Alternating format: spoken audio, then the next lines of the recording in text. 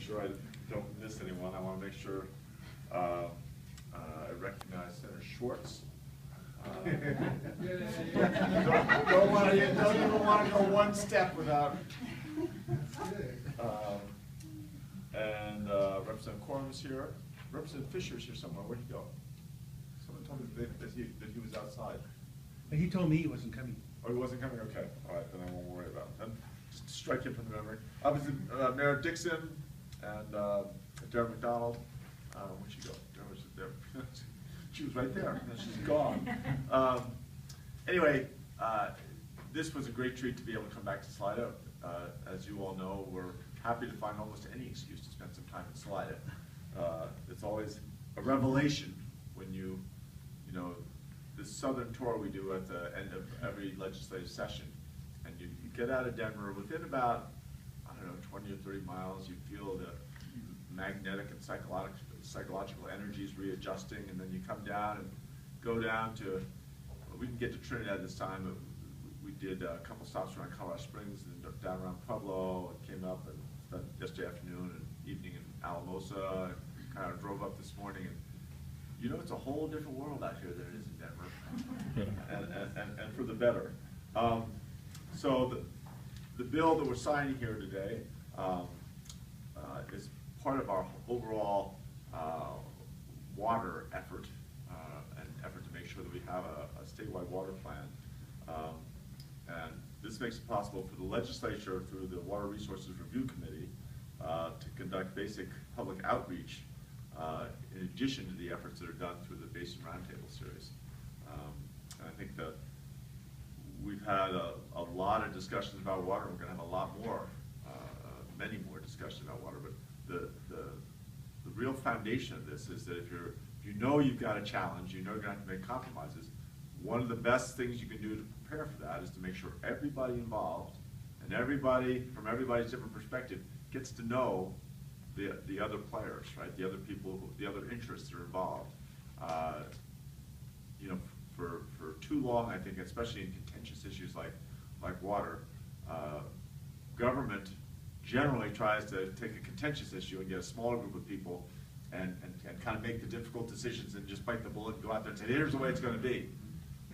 Whereas if you look at it in business, more often than not, when you're merging companies together or you're trying to do transactions, you end up trying to get as many people, as many of those interests represented as possible. And the really successful efforts along those lines are the ones that are able to integrate those interests. And that's what we're trying to do with water, is make sure that everyone in the whole state gets a chance to not just express their view, but get to listen to everybody else's view and make sure that we keep all those on the table. It's interesting, for a long time there were just two big self-interests or special interests in water, right? It was the agricultural users, and then there were the you know, the urban areas that were growing and needing more water for their growth.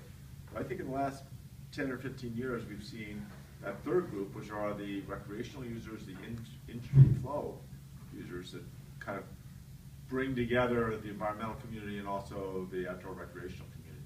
And that's part of what this process, again, is to make sure that those voices get heard as well.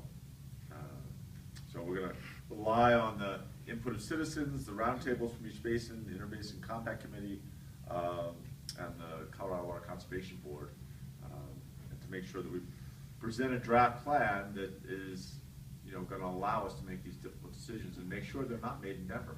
Right? We drive out of Denver, and you know, I make jokes about the psychic energy that you find once you get out in the rest of Colorado, but this is where the difficult decisions should be made. They should be made back in Denver.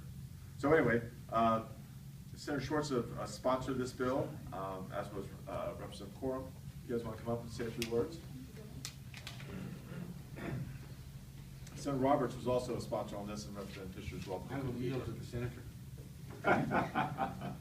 Thank you, Representative. Thank you, Governor. And it really is terrific to be here, and especially in this setting. And welcome to Salida. Welcome to Senate District 5. And I think this is really a perfect example of what water can do for a community.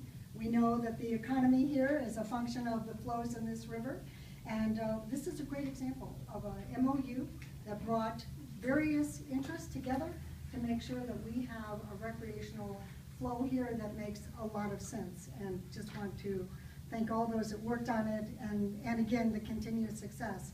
Senate District 5 represents the headwaters of the Arkansas and the Rio Grande and the Colorado. And I also want to acknowledge Senator Roberts and her work and the headwaters of the San Juan Basin. And then also with Representative Fisher, who didn't join us today, and his work with respect to the South Platte and certainly the North Platte as well. And I want to thank the governor. During his term, he has had taken on some really hard issues. And some of those issues were not of his own choosing, like an executive order on water, but really dealing with floods and wildfires and other tragedies. And again, not shying away from some of the difficult conversations, this being one that we finally need to start to attack and address and bring some resolution to long-term for the benefit of the state. Having lived on the other side of the hill, darn it, that Independence Pass was not open today. So when I get to the base of it, and I threw here 2.5 hours thinking in a couple of days it will be open, but having lived in that basin for over 40 years, knowing that this is a really important conversation, how we balance the East Slope needs with 80% of the population and the West Slope where we have 80% of the water. So when the Roaring Fork River is being diverted during our drier years and we're down to 4 CFS, this is a problem for our economy as well. So how do we bring balance to the conversation?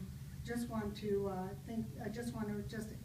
express my gratitude to your staff and your administration working this out, that this will not come before a general vote of the General Assembly, but this will actually use the Water Resources Review Committee that Representative Corum and I sit on, and to be the portal for the conversation for the General Assembly, because we can't show up in 18 months with a plan that the other 100 members, or the 100 members of the General Assembly, haven't had the time to learn about and feel comfortable with, just as you said.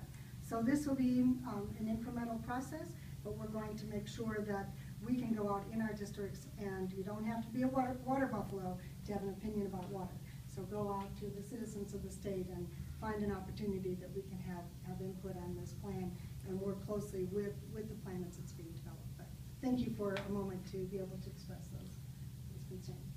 Thank you. And the first thing I want to do is acknowledge Representative Jim Wilson that's here today. And Jim's a great representative for this area and rural Colorado in general. So it's a pleasure to work with him.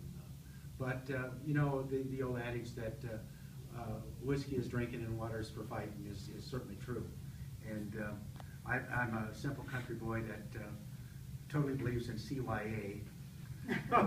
So you know, when this water situation comes to the forefront and the conversation is around the state, I wanted to make sure that everybody in the state had at least the opportunity to voice their opinion, and that's why I felt that it was so important that we bring this back into the river districts, and the guys that know which end of the shovel is doing the work, and the ones that aren't paid to go to meetings, that their livelihood depends on that water and that water being there when they need it. And so that was one of the main reasons that I got very involved in this. And once again, I want to thank Senator Schwartz.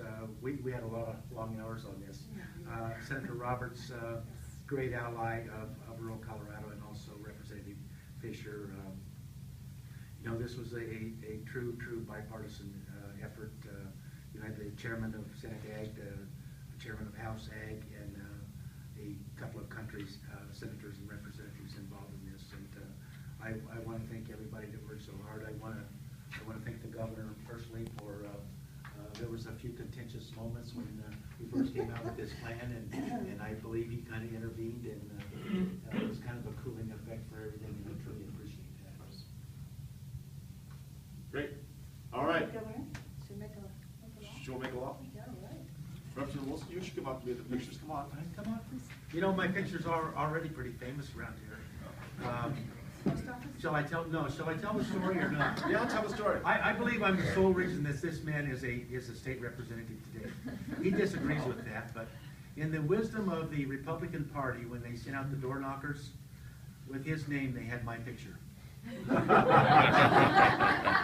It's amazing you won. I overcame great odds. Are those Republican or Democrat?